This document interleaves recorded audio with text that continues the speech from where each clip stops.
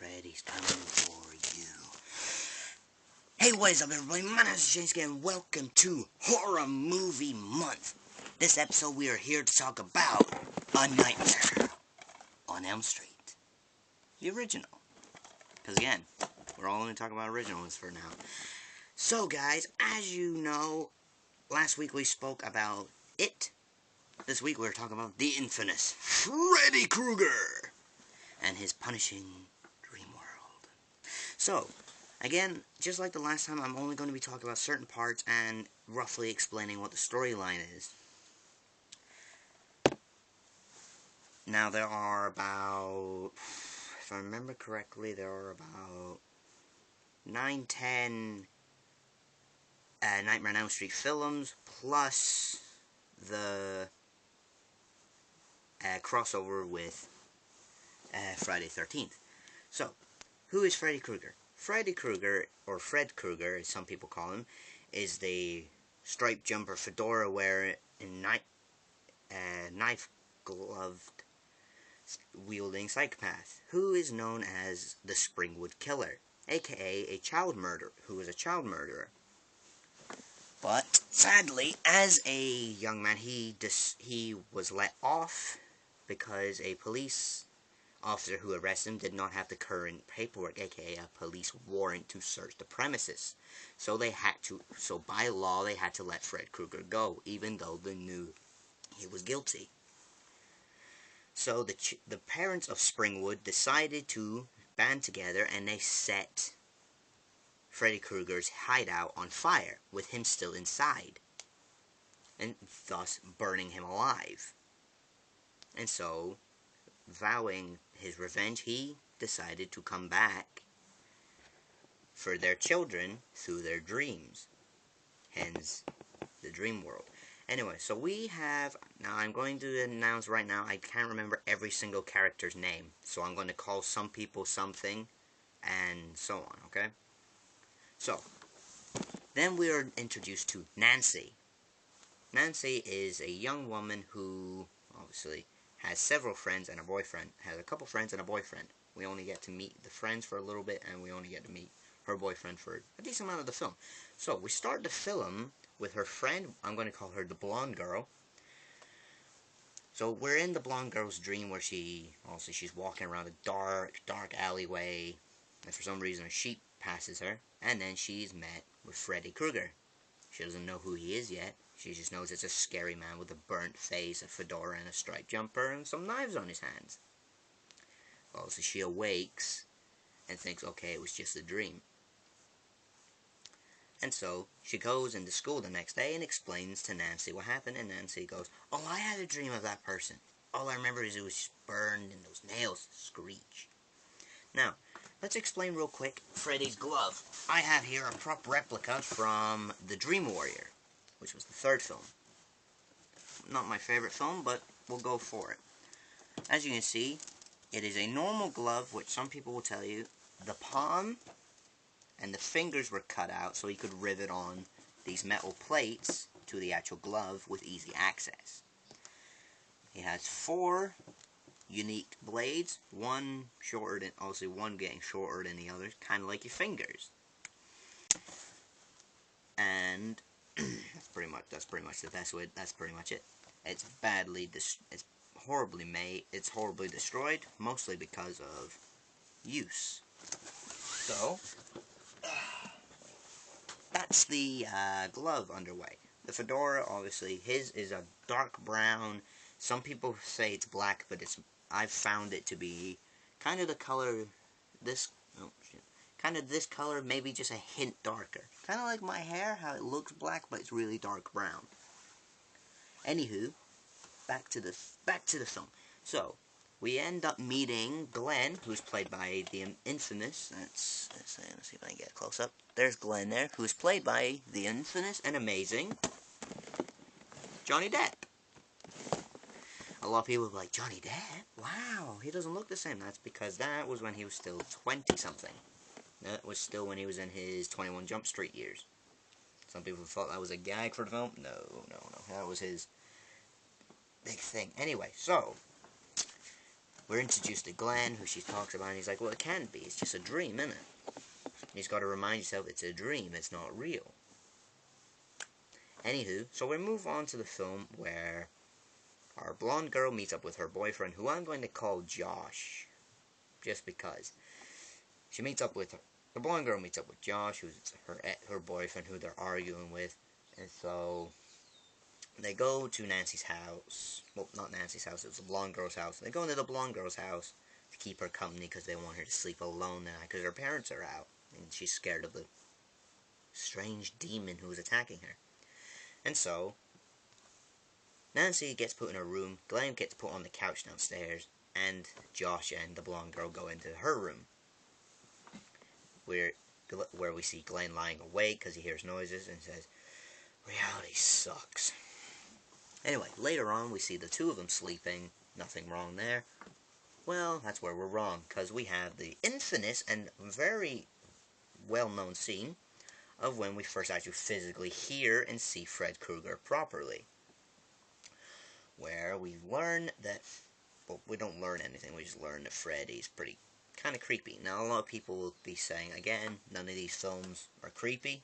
Well, back in the 80s they were.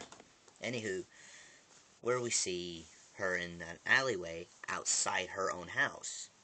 She turns around, there's someone with very extremely long arms blocking her way.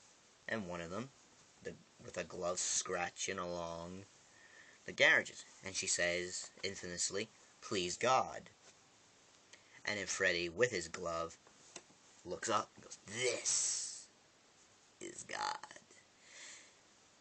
And she runs. He runs after her. She turns around. He's not there. And when she turns back, boo! There he is. Right in front of her. She tries to run into her house. He manages to grab her and stop her from getting in the house. And she puts her hand to his face to try and push him away. And his face comes off in her hand. And she's screaming. Then they cut back to reality of her screaming like crazy. And next thing you know, she starts floating around the room. Josh is screaming her name, trying to pull the door open. And then next thing you know, whoosh, blood starts spewing everywhere. Then she falls, and then he runs. And then they cut to a next scene of Nancy's father, who is talking about how guilty Josh is for killing his girlfriend, even though we know, but he doesn't know. And so, as Nancy's going to school, Josh grabs her and pulls her into a bush and explains that he didn't hurt her, and he doesn't know why she was screaming and how she got cut up. Next thing you know, Nancy's dad arrests him, and she gets angry with him because he used her as bait, and they find a knife on Josh. So then Glenn and Nancy decide, we think something's off about this. The scratches are all uneven. It's not proper. And so they go down to the police to explain there's something bad happening. And Nancy's dad decides, alright, we'll give him a chance to tell his side of the story. But sadly, Fred Krueger has already done his work because he used the sheets to wrap around his neck and break his neck and then tie them up to make it look like he had been hung. Like he had hung himself. So, let's move on. That's when also we find out that Nancy's mom is a crazed alcoholic who is obsessed with keeping her daughter safe. Again, because of Freddy Krueger's revenge plot. Because she already knows about this. And she explains to her who Fred Krueger is because she's not sleeping and all. They take her to a therapist who puts her under. And she starts screaming and her heart rate goes crazy. So they have to pull her out. And when she wakes up, she pulls from underneath the blouse, her covers, Freddy's hat. And they said, where'd you get that? And she went, well, I pulled it off his head. And inside, the inscription says Fred Krueger. And so she begs her mom to tell her who he is. And so she shows him. So she goes down to the cellar and opens the furnace. Now, in old American houses, the furnace was a big thing you'd throw shit in to make the house warm. We don't have them anymore because it's not safety regulated. Or some shit, I don't fucking know. Anyway, and so she shows her Fred's glove and explains to her the story. And she goes, see, Freddy can't hurt you because Mommy killed him, even though he can because he's in her dreams.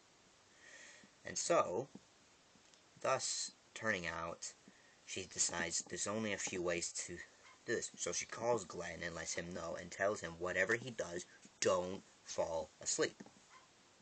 So we see Glenn, who again, played by the infamous Johnny Depp, is listening to music and watching television at the same time. How you do that, I don't know. I can barely do anything in two ways. If I'm listening to music, that's all I'm doing. Anywho, next thing we know, we see that he's passed out, which means he's asleep. And then we have the infamous, one of the most key scenes of deaths in any Nightmare on Elm Street. Glenn's asleep. Next thing you know, we see Freddy's gloved arm grab him and pulls him through a hole in his bed. Funnily enough, he ends up grabbing the TV, the record player, everything to try and not get pulled down. And then he ends up getting spewed out as though he was put into a blender. And then Nancy finds out, and her dad, and Glenn's dad, blames her. And so Nancy's mom decides to lock her in the house at this point as well, because again, she's a crazed alcoholic. So she decides there's only one way for me to do this. So she booby-traps her entire house and then goes to sleep. And funnily enough, she sets an alarm on her watch, because they just started getting digital watches for some reasons, and sets an alarm on her watch to wake her up. And so she ends up looking for him and finds Glenn's headphones. And the only reason she knows they're Glenn's is because his name is inscribed on the sides. And so she calls for him to show himself. So she starts running, then she hears her alarm, grabs onto Freddy, and wakes up. And boom, thus pulling him into the reality world. Because Fred Krueger draws his power from your fear and the dream world. Thus, though, when you wake up with holding onto him, he will be pulled into the reality, therefore rendering him powerless. Which means whatever harm you can do to him in the real world will be very real and very painful, unlike the dream world. If you were to stab him in the dream world, he'd look at you like, seriously? Bitch, really? Then, obviously with all of them, she then ends up setting him on fire in her cellar and then running away. Luckily, her dad manages to break open the door, comes in, she tries to show him, he's not there, and she finds fire prints up the stairs, and they follow them, and there's Fred, where her mom was, on top of her mom, killing her. And then, obviously, her dad fires a couple shots, and then her mom's body pretty much disappears. And she goes, it's fine, Dad, we'll deal with this, and turns around. And her dad leaves. Then we see Freddy rise, and she goes, I know you're there, Freddy. She turns around and says, I want my friends and my mother back. And he looks at her like, you what? And announces that she's not scared of him anymore. And also he disappears. Then when she leaves the room, she's standing at her front door with her mom. Glenn pulls up in his car with Josh and the blonde girl. So everything's back to normal. Though, when she gets in the car, there's roof retracts in a very nice green and red stripe rooftop, thus like Freddy's jumper. And then the car starts shutting itself in and driving away by itself, whilst Glenn's explaining he doesn't have his hands on the steering wheel. And she starts banging on the window, shouting to her mom. They get the scene where she's all relaxed. Fred's glove hand bursts through the window, grabs her, and pulls her through the door. Thus ending the film, where we see the two girls doing double dutch. Skipping just normal. Where, if you ever see those girls, you're pretty much fucked in a Nightmare on Elm Street because of the rhyme. 1, 2, Freddy's coming for you. 3, 4, better lock your door. 5, 6, grab a crucifix. 7, 8, gonna stay up late. 9, 10, never sleep again. Some people get it wrong, where they get to, better lock your door and grab a crucifix. Some people mess that up. Personally, pisses me off, but then again, not everybody's a crazed horror fan like I am. So, There are other films where this one he's more scary because he actually there's a scene he rolls up and he cuts up his chest, which kind of and maggots and everything fall out. And the other ones he kind of does a lot more wisecracks. But then again, you got to do what film production's got to do. And again, I did say there was a crossover with Friday 13th back in 2003, which was when Robert Englund, who plays Freddy Krueger, said he was pretty much retiring from being Freddy Krueger. Not retiring from film, just retiring from being Freddy Krueger. Although, then they made the remake with Jackie Earle Haley, fucking idiot, who, funnily enough, auditioned to play Glenn, but was given to Johnny Depp. Although, I think he was high during the 80s because he said he can't recollect being there. Anywho, and if you've seen 2010's remake and you've seen the original, you know how much it sucks. Or if you're a big fan of 80s, 90s, and 70s horror films, then you know how much it sucks compared to the new one. Like how the It film. And so, that's when, obviously, you hear me talk about it. But it is pushing Mr. Robert Englund, who plays our beloved Freddy Krueger, out of Freddy Krueger retirement. So there probably is going to be a new Freddy Krueger Nightmare on Elm Street film with our original Freddy Krueger. Also, I'd like to say, rest in peace, Mr. Wes Craven, who died last year. I'm pretty sure it was last year.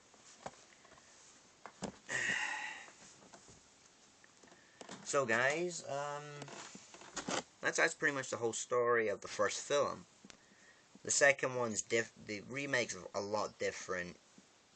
I'm not even going to get into it because it'll annoy me just like the last one. If you remember it, if you haven't, go check it out. So, I think I'm going to leave it there, guys. Alright, guys, that's all the time I have right now. If you like this video, hit the like button, subscribe if you haven't already. Follow me on Twitter at Shaneski180, that's ShaneSki180. Follow me on Instagram at TheShaneski, it's _Shaneski. Next week not next week. I'm going to have to get used to this. Next episode, which is Thursday, I'm pretty sure, Tuesday, yeah. Next episode, which is Thursday, I believe I am planning on talking about the Texas Chainsaw Massacre. So I hope you'll enjoy that episode, and I hope you'll join me there. And as always, I will see you in my next video. And just remember, don't fall asleep.